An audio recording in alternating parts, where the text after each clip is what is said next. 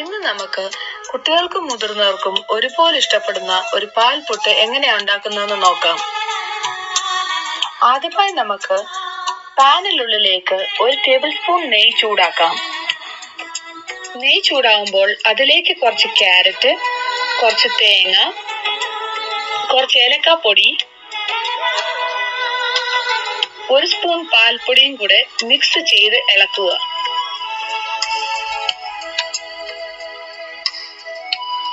ഇത് ഒത്തിരി വെന്ത് പോകേണ്ട ആവശ്യമില്ല. ഇത് ജസ്റ്റ് ഒന്ന് ചൂടാക്കി ആറാൻ വേണ്ടി മാറ്റി വെക്കുക.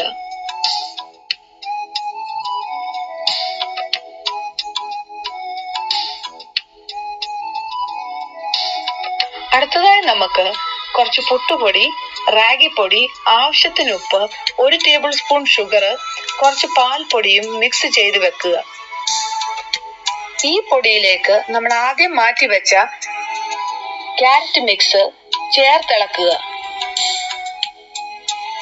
ഇതിനുശേഷം സാധാരണ പുട്ടിന് നനയ്ക്കുന്നത് പോലെ കുറച്ച് വെള്ളം ചേർത്ത് ഈ പൊടി നനച്ചെടുക്കുക. ഈ പൊടി നമുക്ക് പുട്ടുകുറ്റിയിലിട്ട് സ്റ്റീം ചെയ്തെടുക്കാം. ഇങ്ങനെയാണ് നമ്മൾ സൂപ്പർ സോഫ്റ്റ് ആയ പാൽ പുട്ട് റെഡിയാക്കുന്നത്.